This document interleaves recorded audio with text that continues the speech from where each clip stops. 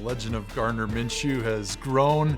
So has the legend of your dad, Flint. I know that you've remained humble, but has Flint remained the same humble guy that he was 2 years ago? Oh, no doubt.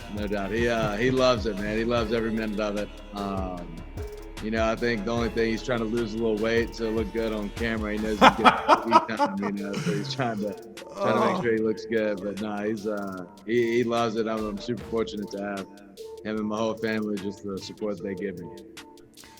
Speaking of support, your dad missed the game last weekend in Tennessee because of the COVID rules. I imagine he was probably pulling his hair out. Who was it harder on? You that Flint wasn't able to be at your game last weekend, or him not being able to be at your game for the first time since college and only the third time in your football career? Yeah, he hates it, man. It's an awesome thing. Like, that's, his favorite thing to do is to watch me play. And I think, so much of our relationship coming up has been around ball. There's so many great moments around it. And, I just really, couldn't be more appreciative for the sacrifices he's made to, be around so much.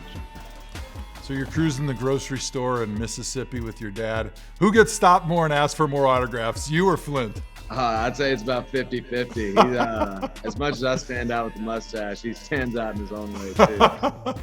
How many people in Mississippi mistake him for John Gruden, or is he so well known as Flint Minshew that there's no no mistaking him anymore? Yeah, I think he stands alone now, especially down in Brandon, Mississippi. No doubt. Minshew Mania, that was a big story last season, and the bandwagon has only grown after a couple weeks this season. How do you hope that the Minshew Mania story is told in 20 years? Yeah, I hope it's told about a few Super Bowl rings, man. I hope it's about, bringing those championships to Jacksonville, really being the start of, getting this thing going the way we need to get it going.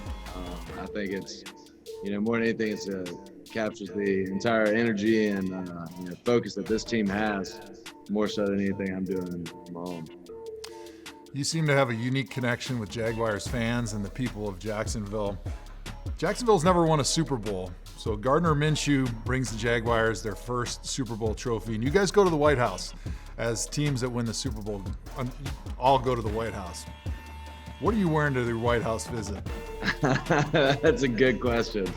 It's going to depend on what Coach Marrone mandates, and then I'll see what loopholes I can find through that.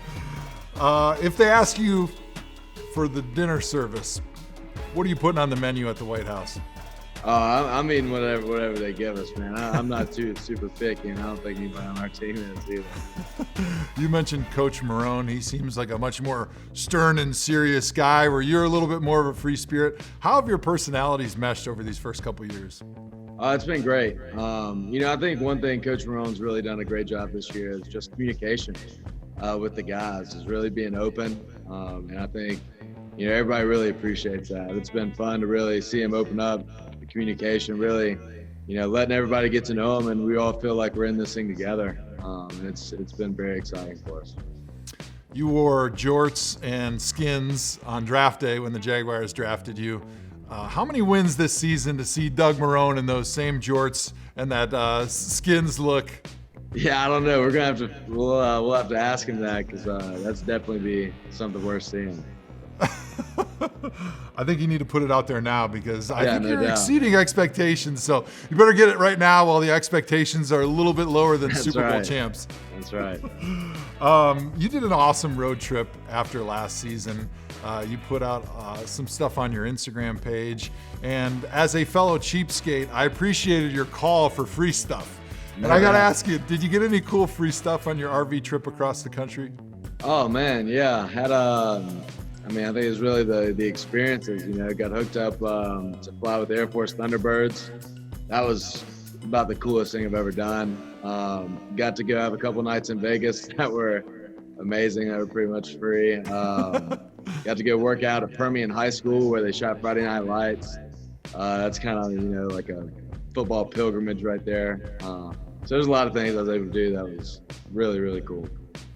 You also asked for free meals, and as a former fat guy, there's still a lot of inner fat man in me. I got to know, what was the best meal on your road trip? Oh man, I think there's a pizza joint in Telluride, Colorado that was about as good as it gets. I don't know if it's because we were out on the mountain all day, freezing our tails off, coming in something warm, but it was about as good as it gets. Any interesting people on your RV trip? Oh man, yeah, we met a ton of people along the way, and I think that was a really cool thing. Whether it's the guys that we met to take a duck hunting out in Vegas, met some really good people.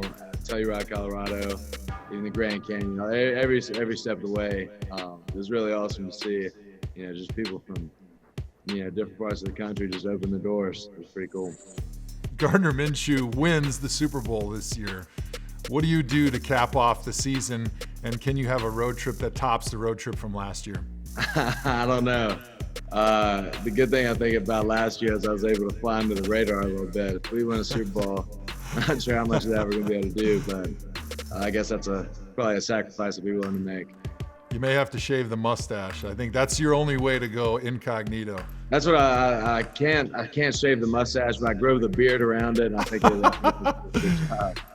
So you say you can't shave the mustache. Is that because it's like Teflon and you actually can't cut through it? Because it looks amazing, but I'm wondering what can't shave the mustache means. Yeah, I don't know, man. I don't think it would feel right. I haven't seen my naked lip in like several years, It just doesn't feel right. I always say that you can tell a lot about a quarterback by what he eats for his pregame meal and who he eats it with. Thursday night against the Dolphins, what are you eating before the game? Yeah, I don't know. This will be our first night game, so I haven't really thought about it. Probably just some either some steak and potatoes or chicken and potatoes, something like that. And then have a couple shakes as we lead up to the game. Who are you sitting with? This past time I was with Tyler Shatley, who's our center. He came in and played against the Titans this past week. One more Flint question. Your dad looks like he hits the weights a little bit every now and then. If he's got to go out there on Thursday night, what position is he playing? I think I'd put him out there on the O-line, man. Nice. He'd either be on nose or he'd be a center. Nice. I think either way, I think he'd have a couple snaps left in the tank, I think. Have you ever beat your dad in a wrestling match? No. I don't think I ever will. Yeah. Old man strength's a real thing. There's no doubt. Somehow he's still getting stronger. Thanks again, man. I appreciate you having a couple minutes to sit down and chat with me. And good luck on Thursday. I appreciate it, man.